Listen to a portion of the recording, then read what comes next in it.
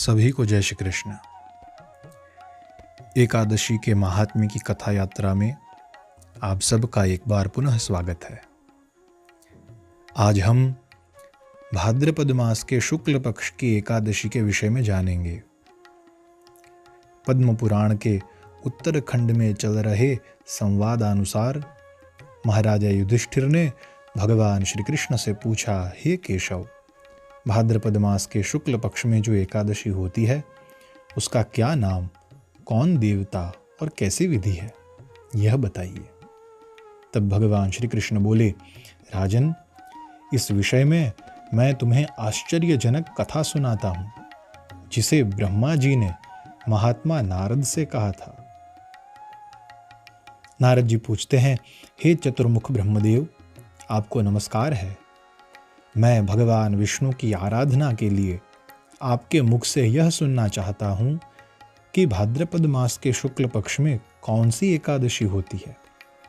तब चतुर्मुख ब्रह्मदेव ने उत्तर दिया, हे मुनि श्रेष्ठ, तुमने बहुत उत्तम बात पूछी है और क्यों न हो, वैष्णव जो ठहरे। सुनो, भादों के शुक्ल पक्ष की एकादशी पद्मा नाम से विख्यात है। उस दिन भगवान ऋषिकेश की पूजा होती है। यह उत्तम व्रत अवश्य करने योग्य है। अब इस विषय में एक कथानक सुनो। सूर्य वंश में मांधाता नामक एक चक्रवर्ती सत्य प्रतिज्ञ और प्रतापी राजर्षि हो गए हैं। वे प्रजा का अपने पुत्रों की भांति धर्मपूर्वक पालन किया करते थे। उनके राज्य में कभी अकाल नहीं पड़ता था, मानसिक चिंताएं नहीं सताती थी और व्याधियों का प्रकोप भी नहीं होता था। उनकी प्रजा निर्भय तथा धन धान्य से समृद्ध थी। महाराजा के कोष में केवल न्याय से आया हुआ धन ही संग्रहित होता था। उनके राज्य में समस्त वर्णों और आश्रमों के लोग अपने अपने धर्म में लगे रहते थे। मांधाता के राज्य की भूमि कामधेनु के समान फल देने वाली थी। उनके राज्य करते समय उनकी प्रजा को बहुत सुख प्राप्त होता था। एक समय किसी कर्म का फल भोग प्राप्त होने के कारण राजा के राज्य में 3 वर्षों तक वर्षा ही नहीं हुई। इससे उनकी प्रजा भूख से पीड़ित हो नष्ट होने लगी। उस हाहाकार मध्य में संपूर्ण प्रजा ने महाराज के पास आकर इस प्रकार निवेदित किया, हे नृपश्रेष्ठ, आपको प्रजा की बात सुननी चाहिए। पुराणों में महापुरुषों ने जल को ही नारा कहा है। यह नारा ही भगवान का अयन यानी निवास स्थान है, इसीलिए वे नारायण कहलाते हैं। नारायण स्वरूप भगवान विष्णु सर्वत्र व्यापक रूप में विराजमान हैं। वे ही मेघ स्वरूप होकर वर्षा करते हैं। वर्षा से अन्न पैदा होता है और अन्न से प्रजा जीवन धारण करती है। हे नृपश्रेष्ठ, इस समय अन्न के बिना प्रजा का नाश हो रहा है, अतः ऐसा कोई उपाय कीजिए जिससे हमारे योग क्षेम का निर्वाह हो। प्रजा का क्रंदन सुन राजा मांधाता बोले, आप लोगों का कथन सत्य है, क्योंकि अन्न को ब्रह्म कहा गया है। अन्न से प्राणी उत्पन्न होते हैं और अन्न से ही जगत जीवन धारण करता है। लोक में बहुधा ऐसा सुना जाता है तथा पुराणों में भी बहुत विस्तार के साथ ऐसा वर्णन है कि राजाओं के अत्याचार से प्रजा को पीड़ा होती है।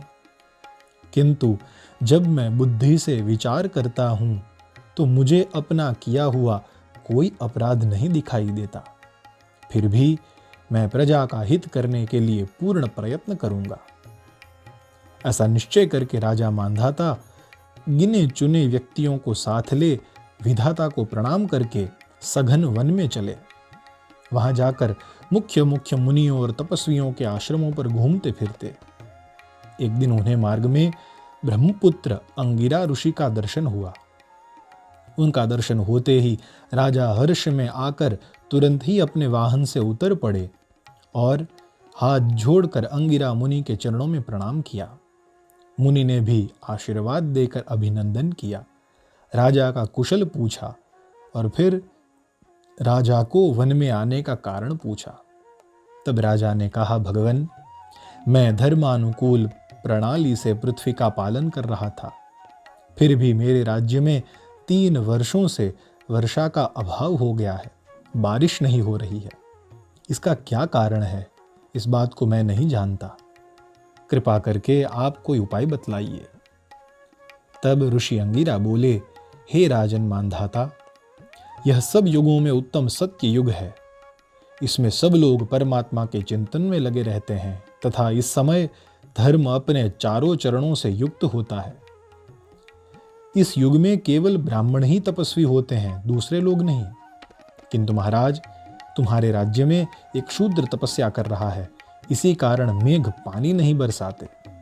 तुम इसके प्रतिकार का यत्न करो, जिससे यह अनावृष्टि का दोष शांत हो जाए। अंगिरा ऋषि का यह वचन सुन थोड़ी देर विचार कर राजा मांधाता ने उत्तर दिया, हे मुनिवर, एक तो यह शूद्र तपस्या में लगा हुआ है, दूसरे निरपराध है, अतः मैं इसका अनिष्ट नहीं करूंगा। आप इसके अलावा मुझे कोई दूसरा उपाय बताइए। तब ऋषि ने प्रसन्न होकर कहा, हे राजन, यदि ऐसी बात है तो एकादशी का व्रत करो। भाद्रपद मास के शुक्ल पक्ष में जो पद्मा नाम से विख्यात एकादशी होती है, उसके व्रत के प्रभाव से निश्चय ही उत्तम वृष्टि होगी। तुम अपनी प्रजा और परिजनों के साथ इसका व्रत करो। ऋषि का यह वचन सुनकर राजा अपने घर लौट आए। उन्होंने चारों वर्णों और समस्त प्रजाओं के साथ भादों के शुक्ल पक्ष की पद्मा एकादशी का व्रत किया। इस प्रकार व्रत करने पर मेघ पानी बरसाने लगे, पृथ्वी जल से आप्लावित हो गई और हरी भरी खेती से सुशोभित होने लगी। उस व्रत के प्रभाव से सब लोग सुखी हो गए। भगवान श्री कृष्ण कहते हैं, राजन युधिष्ठिर, इस कारण इस उत्तम व्रत का अनुष्ठान अवश्य करना चाहिए। अब यहाँ भगवान उस व्रत के विधि के बारे में बताते हैं कि पद्मा एकादशी के दिन जल से भरे हुए घड़े को वस्त्र से ढक कर साथ में दही और चावल किसी ब्राह्मण को दान देना चाहिए। जूता और छाता भी दान देना चाहिए और यह दान करते समय यह श्लोक का उच्चारण करना चाहिए, नमो नमस्ते गोविंद बुध श्रवण संज्ञक अघौघ संशयं कृत्वा सर्व सौख्य प्रदो भव भुक्ति मुक्ति प्रदश्चैव लोकानाम सुखदायक।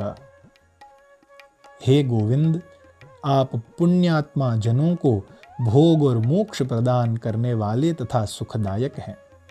इस प्रकार इन श्लोकों से प्रार्थना करते हुए ब्राह्मण को कही हुई वस्तुएं दान देनी चाहिए। हे राजन युधिष्ठिर, इस कथा को पढ़ने और सुनने से भी मनुष्य सभी पापों से मुक्त हो जाता है। इस प्रकार पद्मा एकादशी का हम अनुष्ठान अवश्य करें। सभी को जय श्री कृष्ण।